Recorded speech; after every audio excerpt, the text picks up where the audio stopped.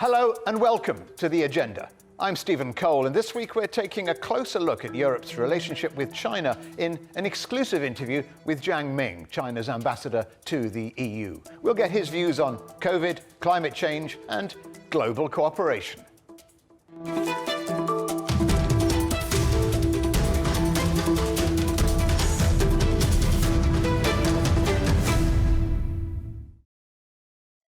This year marks the 45th anniversary of the establishment of diplomatic relations between China and the EU. And for many reasons, 2020 will go down as a landmark year.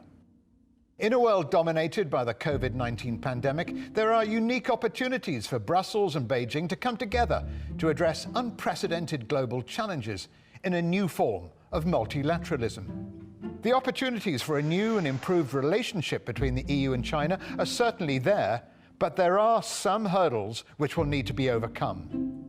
Both sides have expressed a wish to get the China-EU bilateral investment treaty signed by the end of this year. But after 7 years and more than 30 meetings, negotiations are still ongoing, with Brussels calling on Beijing to reduce support for state-owned enterprises and to be as open as the EU, while Beijing's concerns are focused on whether or not the two sides benefit equally, given the economic differences between developed and developing countries. Another issue is Chinese investment in the European Union, which fell by 40% to a 5-year low in 2019. But there may be signs of some green shoots in that area, with many European companies attending the 3rd China International Import Expo recently in Shanghai, including such giants as Volkswagen, L'Oreal and Nestlé, and many more already looking to sign up to attend the 4th Expo in 2021.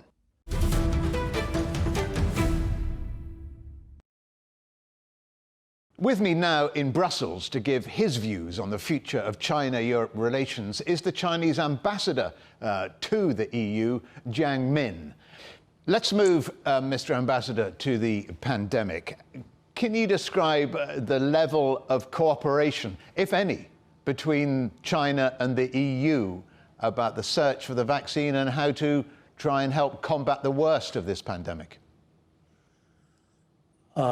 China and the EU are helping each other in response to the COVID-19. Solidarity and cooperation is the most powerful weapon against the virus. We offered each other urgently needed medical supplies. Chinese medical teams worked in several European countries. Chinese and European scientists and health professionals shared experience via video conferencing. As major economies, China and the EU are two engines powering the steady operation of global supply chains and restarting economic activities. For example, the China-Europe Express Rail Link has offered logistical support during the pandemic, which is crucially important when shipping by air and sea is severely hit. By November 5th, over 10,000 trips had been made along the routes this year, delivering 927,000 standard containers, up by 54%, I think, from the previous year, hitting a record high. Now, you talk about sharing experience with Europe to fight the pandemic. Did you share expertise as well, especially in relation to the possibility of finding a vaccine? For sure. China and the EU both support WHO, Gavi, and other international institutions. We are against the stigma. We act on the G20 consensus and provide help to Africa and other less developed regions. We support COVAX and will make vaccines a global public good. Chinese and European companies are working together on vaccines. For instance, Fosun Pharma is working with Germany's BioNTech, and China's Clover Biopharmaceuticals is working with the GSK. So that's a level of cooperation. Do you feel in China obliged to share expertise and experience because there are many voices blaming China for causing this pandemic? Have you felt any hostility in Brussels or across Europe? And if so, what have you said to combat that? Well, the phenomenon, to blame a certain country or a certain nation or a certain ethnic group for a virus or for an outbreak of epidemic or pandemic existed 100 years ago and before that, and exists today. Tracing the virus is very important. WHO, Nature, and other specialized institutions have said that the country that first reported infectious cases is not necessarily the origin of the virus. Tracing the origin is a serious matter for scientists rather than other politicians or other people. What we need are the facts and the evidence. Unfortunately, some are using the pandemic to stigmatize China for political gains. Some are using China to shift attention away from their own troubles. Such distortions do little help to the global cooperation against the pandemic. This deserves our high alert. The pandemic teaches us that isolation, suspicion, and discrediting make no sense. We need cooperation, trust, and consultation. Countries with different systems could work together for the public good and bring out their respective strengths. This is what China and Europe are doing and are supposed to do. Let's move on to the economy now. And the bilateral investment treaty, or comprehensive agreement on investment, as it's called, is supposed to be concluded by the end of this year. President Xi has promised to speed up negotiations, and those negotiations need to be speeded up. They've taken a few years so far and still no sign of a signature. Why is that? Well, China attaches great importance to the talks. President Xi Jinping said on several public occasions, as you mentioned, that we need to speed up the BIT talks. Thanks to the political leadership, the talks are moving more quickly. This year alone, we have had 9 rounds of talks with good progress on the text and the negative list. We made breakthroughs on the level playing field issues. This is a solid step forward. We are now working on the market access and the sustainable development chapters. The talks are now at a critical stage. We expect the EU side to work with China in a pragmatic and constructive manner so that we could address the outstanding issues and reach a comprehensive, balanced, and high-level agreement by the end of this year. Well, that's quite a promise, Mr. Ambassador. So you've only got just over 6 weeks until that agreement, after how many years? So you expect that to be signed on December the 31st, same day as Brexit? Inshallah, Stephen. BIT negotiation tops the China-EU economic and trade agenda. The pandemic is taking a heavy toll on global economy. If China and the EU could finish the negotiation as scheduled, it would be a very positive signal for promoting global recovery and keeping an open global trade and investment environment. I'm personally always optimistic. All right, Mr. Ambassador, we're going to take a pause here just for a moment, but please do stay with us because we're going to talk a lot more after the break here on The Agenda.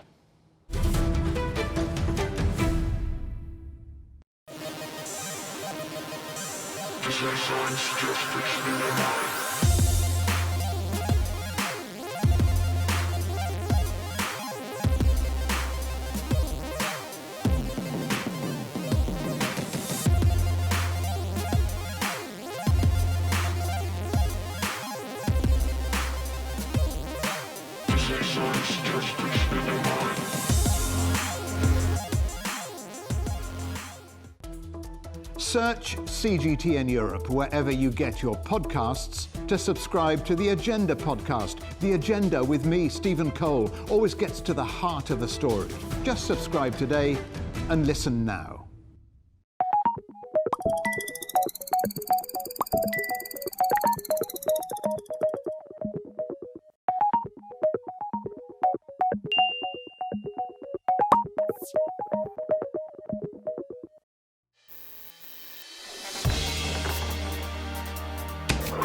The world has changed under the pressure of the pandemic. For many of us, life is returning to some kind of normal. As we're adapting to changes in all of our lives, let Global Business Europe be your guide to the new normal. Join us weekdays on CGTN. Welcome back to The Agenda and our exclusive interview with China's ambassador to the European Union, Zhang Ming. Mr. Ambassador, the third China International Import Expo has recently been held in Shanghai. Many European companies were there, from Volkswagen to L'Oreal. What did the expo achieve?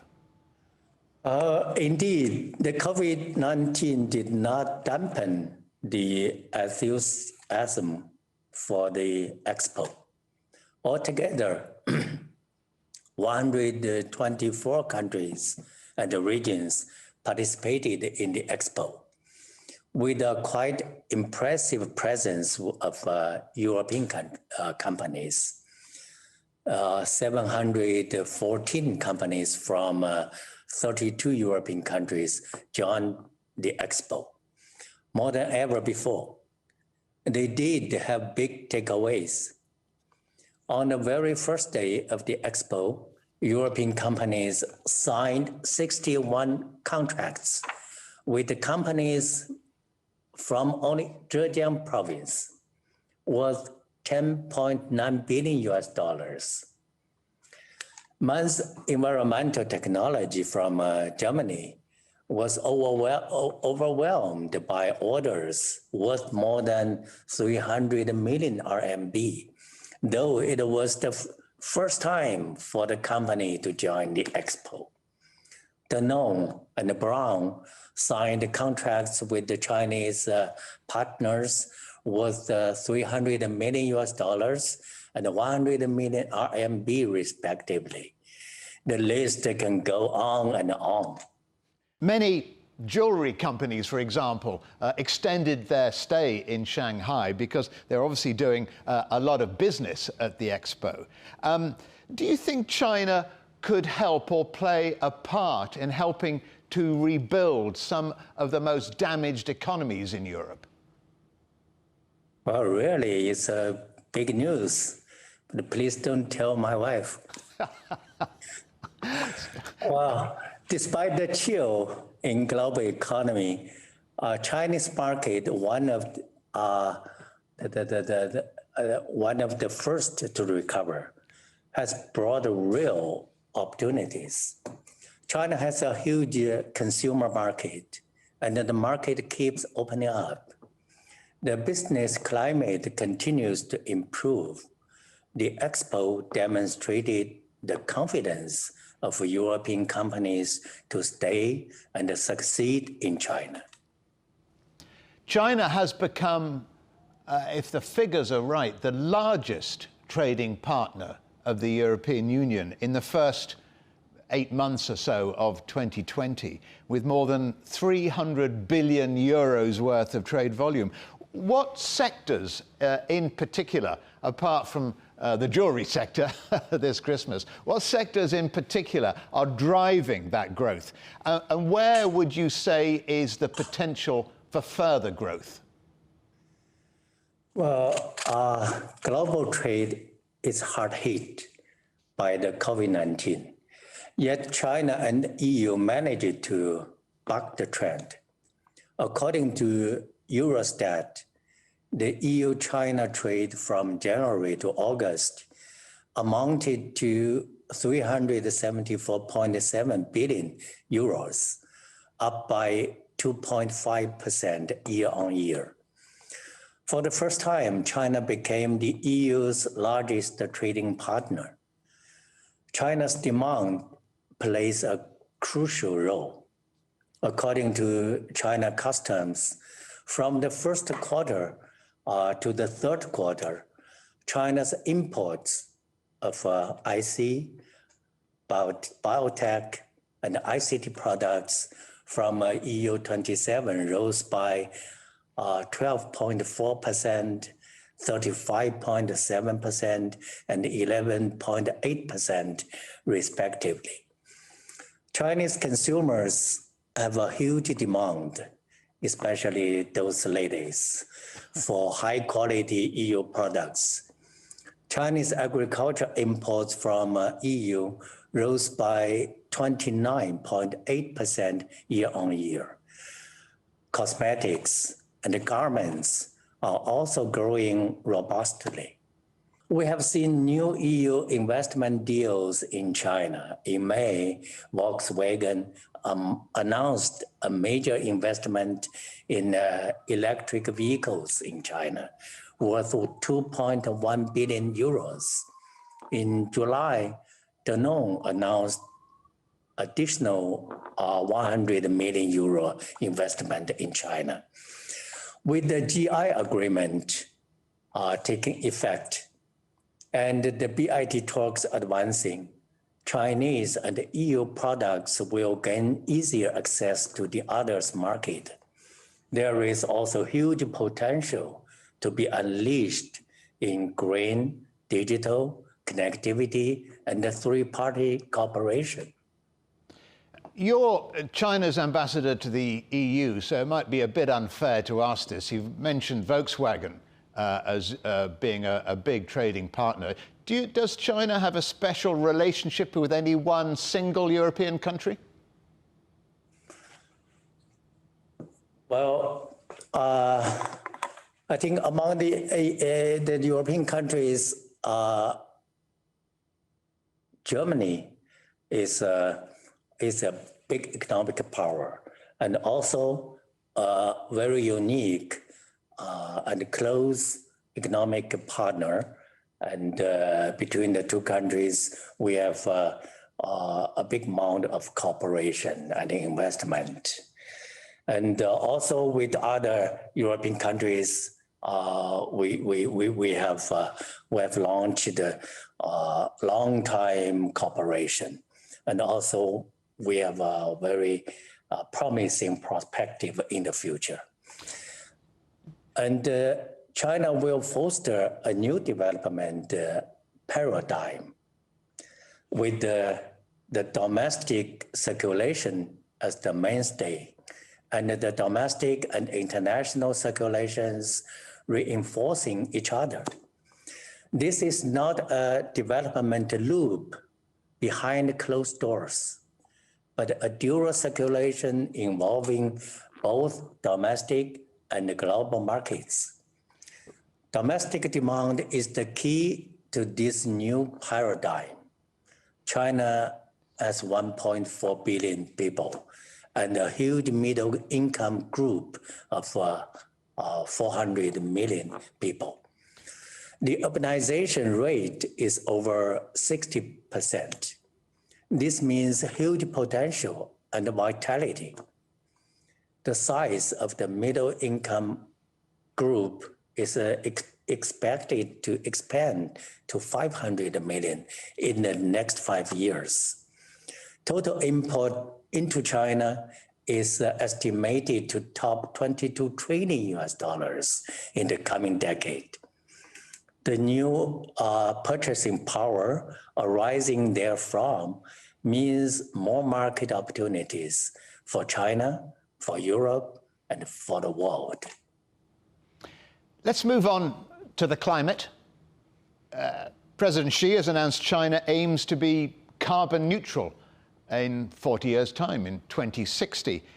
Do you see more opportunities for bilateral cooperation to try and achieve that target?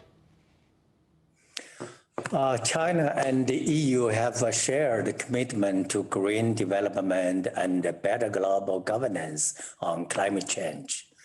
We have both set the objectives for carbon neutrality and aim to build back greener. During the China-Germany EU leaders video meeting on September 14th, Chinese and EU leaders agreed to establish a high-level dialogue on environment and climate change and to foster a green partnership. I think this will be the fourth pillar for China-EU cooperation. And this reflects our shared commitment to pursuing green, low carbon, and sustainable development, and safeguarding multilateralism. Competent authorities from both sides have already started discussing the follow-up details. The EU is pushing for the Green Deal. China's new 5-year plan and the long-range objectives through 2035 put emphasis on green transition, low carbon development, green technology, and green finance. Such overlapping policy priorities offer a good reason to step up cooperation. We are also communicating within multilateral frameworks. Notably, we want to work together to make next year's UN Biodiversity Conference and the UN Climate Change Conference more productive. Some say, though, that China's green economy ambition means competing rather more than cooperating with the European Union in the low-carbon technology market. Is that a fair criticism? Well, new technology underpins the path toward carbon neutrality. China and the EU are both developing low-carbon technologies. Of course, the EU is more advanced. It is useful to share best practices. As a developing country, China is fully aware of how difficult it is for developing countries to achieve green and low-carbon development. I believe that the global pursuit of green and low-carbon development should not come at the cost of developing countries' pursuit of higher living standards. Under the principle of common but differentiated responsibilities, developed countries are obliged to step up technology transfer and financial support to developing countries. China stands ready to work more closely with the EU in this regard. Lastly, Mr. Ambassador, the EU has accused China of selective multilateralism. How can, do you think, the EU and China work together to, should we say, safeguard global multilateralism? Well, multilateralism is a major principle guiding China's foreign policy. China promotes multilateralism and contributes China's wisdom to global cooperation. As UN General Secretary Mr. Antonio Guterres said, China is a major pillar for multilateralism and indispensable and a trustworthy force for world peace and development. Multilateralism values equality, openness, and inclusiveness. Global affairs should be run through consultations among the community of nations on the basis of rules acceptable to all. Countries' legitimate interests and concerns should be accommodated. We are living in a complex world. Challenges abound. Multilateralism is evolving. It is not fair to shape multilateralism or judge others on the basis of only one party's interests and viewpoints. We need a sense of togetherness and build synergy with our joint discussion and efforts and shared benefits. Multilateralism is a common language for China and the EU. In the September video summit, President Xi said that China and the EU need to act on multilateralism. We need to join hands to support multilateralism and build more consensus on multilateral cooperation and global governance. We need to join hands to safeguard international rules that serve the purposes of the UN Charter and that are cherished by the vast majority of international community and offer more global public goods in good faith. We need to join hands to lend strong impetus to multilateralism. Zhang Ming, China's ambassador to the European Union, many thanks for joining us here on The Agenda. Thank you, it's my pleasure.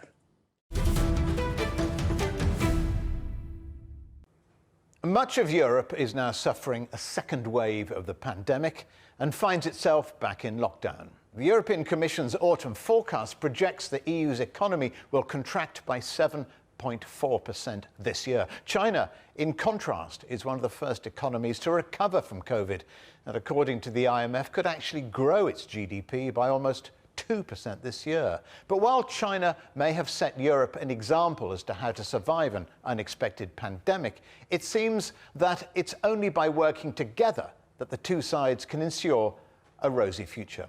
The EU will certainly want to look to China and the benefits access to a huge market will bring through the recent Geographical Identification Agreement, and hopes that the bilateral investment treaty can finally be signed at the end of the year. And there's lots in it for China too. China's increasing number of middle-income earners, expected to reach 500 million in the next 5 years, have already created huge demand for European high-quality products.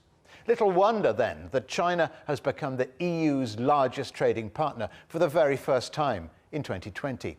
But as the ambassador says, it's not just trade that requires cooperation between the two sides. On everything from climate change to student exchanges, there are opportunities now more than ever that can help alter the very idea of multilateralism. And in these uncertain times, that can only be of benefit to the world.